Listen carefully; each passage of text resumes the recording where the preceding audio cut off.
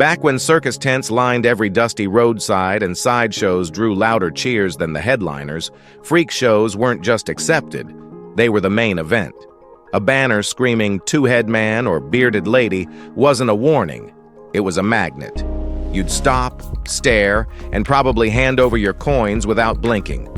This wasn't just curiosity, it was a raw, unfiltered spectacle, the kind that fed on shock, awe, and a little unease.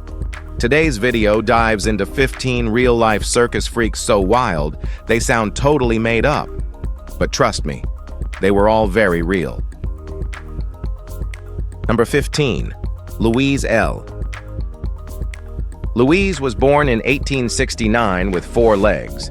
The extra pair came out of her pelvis, around 17 pounds of flesh that never moved, never walked, and never did anything but hang there. Sideshow promoters gave her a name in French to make it sound fancy. La Dame à quatre jambes. It means the 4-legged woman. She didn't live in France, though. She had 2 daughters. Both of them were born without anything extra. Just 2 normal girls who had a mother that people paid money to stare at. There isn't a lot written about her, just that she did some touring and then faded out of the public eye. Maybe she got tired of the circus. Maybe she stayed until people stopped buying tickets. No one says for sure. What's left is a name, a condition, and 2 children who probably had to learn pretty early that the world didn't treat differences with kindness. Louise didn't perform tricks like other freaks. She just lived with what she had. Number 14. Charles Porter. Charles S. Porter was born in New Haven, Connecticut in 1900. Nothing strange about him at first. He was a kid like anyone else. He went to school, played outside, and worked in a shop for a while. Then, sometime around 1930, his joints started stiffening. At first, it was just his fingers, then elbows, then his back. His muscles locked up, bones started hardening, and it didn't stop. Doctors called it ossification. His body was literally turning into bone. He couldn't move right. Every month, something else froze. He eventually had to be lifted into chairs, bathed like a statue, and fed by someone else. He didn't go into sideshows because he wanted applause. He needed money. Medical bills piled up. They called him the man turning to stone. People came to see if it was real. It was. There aren't many quotes from him. He didn't like talking much. You probably wouldn't either. He just sat there and let people look. It paid the rent. Number 13. John Rogan. John William Budd. Rogan was born in Tennessee in 1867 and grew to a staggering 8 feet 9 inches tall. Basically, he was the tallest African American ever seen and second only to Robert Wadlow in height. His growth began at 13, an unstoppable climb that left him unable to stand or walk. Ankylosis locked his joints, twisting his frame into stillness. Yet he painted portraits with precision, using his long hands and steady patience. Rogan refused to let people exploit him, turning down circus offers and public exhibitions. He sold postcards of his likeness instead, earning money with dignity. Despite his pain, locals described him as intelligent, soft-spoken, and deeply spiritual. He died in 1905 at 38, buried in an unmarked grave to protect him from body thieves. The world measured him in inches, but those who knew him measured him in kindness. His height drew the world's attention. His humility kept it grounded. Number 12. R.H. Hubard. R.H. Skeets. Hubard made money putting spikes through his face. Well, we're not kidding. We are talking about 8-inch nails, driven through his nose and skull with a hammer. Sometimes he pulled wagons with hooks looped through his eyelids. The crowd screamed, but he didn't. Born in the 1950s freak show circuit, no known birth year, barely any photos. Just a few newspaper scraps and a name that showed up in a dozen sideshow lineups. They called him the human blockhead, the torture king, the human plank. There was no magic to it.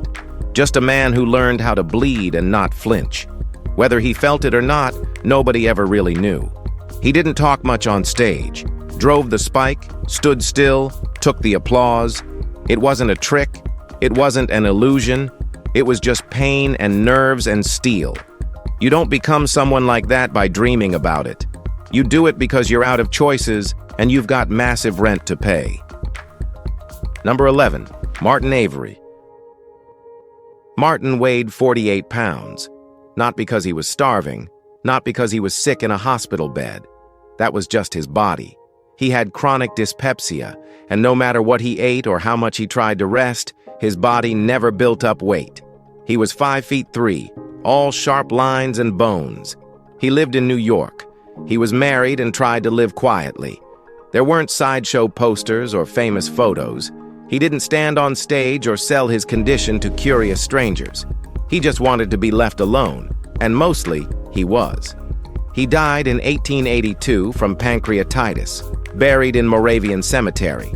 No memorials, no newspapers picking up the story. Just a man who tried to live normally in a body that never quite cooperated. People like him don't make the books, not because they didn't matter, but because their lives didn't come with a spotlight or a sales pitch. Number 10, Asra. Asra was born in 1898 and barely cleared 2 feet tall. They called her the Living Doll, which sounded catchy on a banner, but never said anything real about who she was. There's barely anything on record, just a name, a nickname, a rough height, and a couple of blurry photos that got reused in dozens of sideshow leaflets. Most people saw the word midget and assumed they understood her. They didn't. Some said she was quiet. Others said she cracked jokes during setup, but none of that made it into history. She wasn't the headliner. She was a stop between louder, flashier acts. No spotlight, no speeches. Just a tiny woman wearing whatever the promoter told her to wear, sitting still long enough for someone to stare and then move on. We don't know where she went or when she died. There is no death date, final quote, or goodbyes. She's just gone.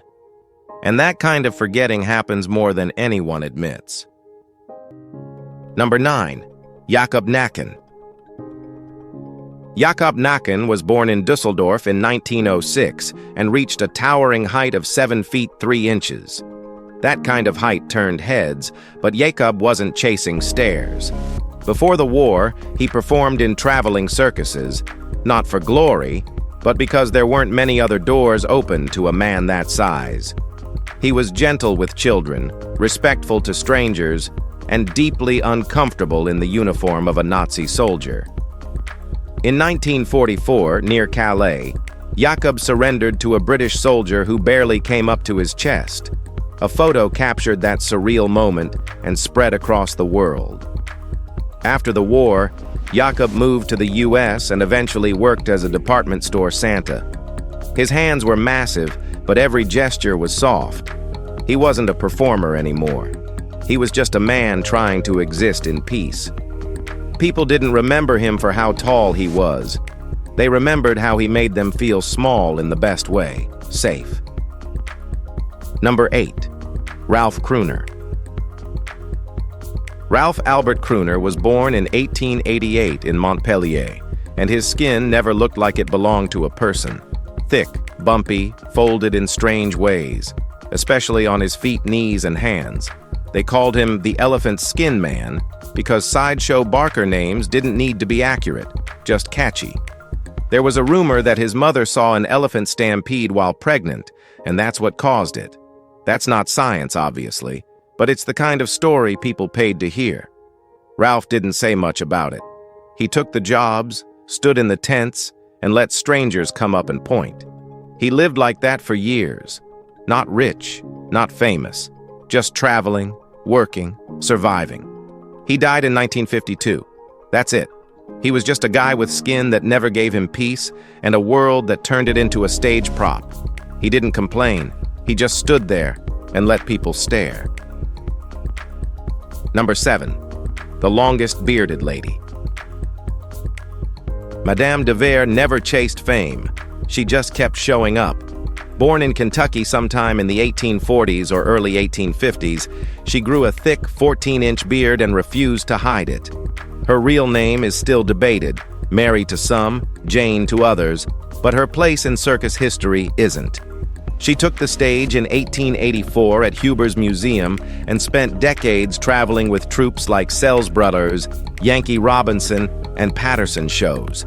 She performed not because she was a joke, but because she was seen. While other performers faded, she kept working, show after show, town after town. In 1912, she died quietly in Olwine, Iowa, still touring, still holding her space. People stared at her beard, but it wasn't the hair that made her unshakable. It was the way she walked out night after night, never flinching. She didn't smile for mockery or cry for sympathy. She simply lived. And in that quiet defiance, she outlasted every punchline. Now let's move to number 6, the joined performers. Lucio and Simplicio Godina were born conjoined in 1908. Their childhood wasn't sheltered, it was sold. They were taken to Coney Island and displayed until child protection authorities intervened. But no family stepped forward. The Philippine ambassador adopted them, not out of pity, but purpose. He gave them education, structure, and a way forward. Music became their voice. Piano and harmony weren't just talents, they were survival. They performed under their real names, not labels.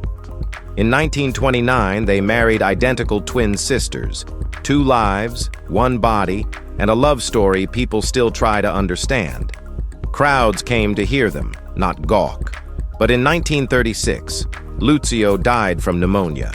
Doctors tried separating them to save Simplicio. It worked, for a moment. Infection set in, and Simplicio passed days later. They never asked to be born fused, but they made it work with grace. Their legacy wasn't about being stuck together. It was about how they stayed whole in a world that only saw halves. What do you think about them? Let us know. Number 5, Baron Pouchi. Baron Pouchi was only 15 inches tall, but he lived like he had the sky to himself. Born Peppino Magro in Sicily in 1894, he barely survived a catastrophic earthquake that flattened his village. His tiny frame let him slip through rubble that others couldn't. That escape shaped him. He didn't just want to live, he wanted to live loud. After moving to America, he joined Ringling Brothers and eventually became a star at Coney Island's Dreamland sideshow. Pouchi wasn't some quiet novelty. He was swagger in a tiny frame. Sharp suits, fast horses, whiskey, and more women than he could handle. He married Mavis Lane in 1931, but his wild charm eventually drove her away. Still, he kept returning to the spotlight. Audiences didn't come just to see him. They came to hear him. Bold, unfiltered, reckless. Pouchi never begged for space. He just took it. In a world that wanted him small, he carved out something too loud to ignore. Number 4, Hugh Bailey. Hugh was born with limbs that didn't follow the rules. His arms bent backward, his legs curled underneath, and his spine twisted so much that he moved by crawling. People called him all kinds of names: Crawfish Boy, Spider Boy, the Pretzel Man. Like giving him a nickname made it easier to look. He didn't have much choice in what he became. His body made sure of that. So, he leaned into it. He joined sideshows, worked the circuit, showed up on posters, and eventually landed in a weird little cult film called The Mutations. No lead role, no special treatment, just a man using what he had to make a living. He didn't smile for sympathy. He didn't cry for the camera. He moved the way he always had, slow, controlled, and with more balance than most people standing straight. Nobody's sure how his story ends, but he didn't need fixing. Number 3, Joan Wisnet. Joan Wisnet was born without arms, but never without power or a personality. From the very start, people tried to box her in, but her parents shut it down fast. "She's not for sale," her mother told every circus that came calling. Instead, Joan learned to write, cook, and sew using only her feet. And when she picked up a guitar, she didn't just play, she sang. Resting the instrument on her lap, she strummed with her toes, forming chords most players struggle with using their hands. She performed at state fairs and Ripley's events, not as a sideshow act, but as a musician. One teenage heckler once tried to mock her. She looked at him, smiled, and played louder. "People expect tears," she said, "but I give them a song." That was her legacy. She didn't experience pain. She performed mastery. Joan died in 1998, not as a symbol of sympathy, but as someone who left behind chords stronger than anyone's pity. Number 2. The Mysterious Dancer. Henry Crip. Hurd didn't move like a man with one arm and one leg. He moved like someone who refused to stop moving. Born in 1923, Henry found rhythm early, dancing in clubs around Memphis. But a train accident took half his limbs. Most people would have gone still. Henry didn't. He rebuilt his balance, retrained his muscles, and stepped back on stage. Black vaudeville circuits gave him a platform, but his talent gave him staying power. In 1948, Boarding House Blues made him a sensation. He had timing, humor, and control that others couldn't fake. But the spotlight didn't last. He was robbed in '59, had a stroke in '60, but kept going. He retired in 1971, passing away in 1991. No sob story, no perfect ending. Just a man who danced through it all: pain, judgment, joy, survival. Henry didn't ask the world to celebrate him. He just danced until he physically couldn't anymore. And somehow, that made him unforgettable. Let's end this with Number 1. Zelda Rubenstein. Zelda Rubenstein stood 4 feet 3 inches, but her voice shook rooms. Born in Pittsburgh to Polish-Jewish parents, she spent 20 years working in medical labs before stepping into acting in her 40s, a time most others gave up. Her breakout came with Poltergeist, where her eerie, soft voice as Tangina made the screen go still. That voice wasn't just unique. It owned silence. She took roles that other actors passed on and gave them heart, not mockery. From 16 Candles to Scariest Places on Earth, Zelda never backed down from how she looked. She turned it into a presence. And off-screen, she used that same presence to fight for LGBTQ+ rights before it was safe to do so. Zelda didn't try to be larger than life. She didn't have to. She simply showed up fully as herself. And somehow, that stuck longer than most. Her voice didn't echo because it was loud. It echoed because it meant something. If you found this video interesting, be sure to like, share, and subscribe. Thanks for watching, and we'll see you soon.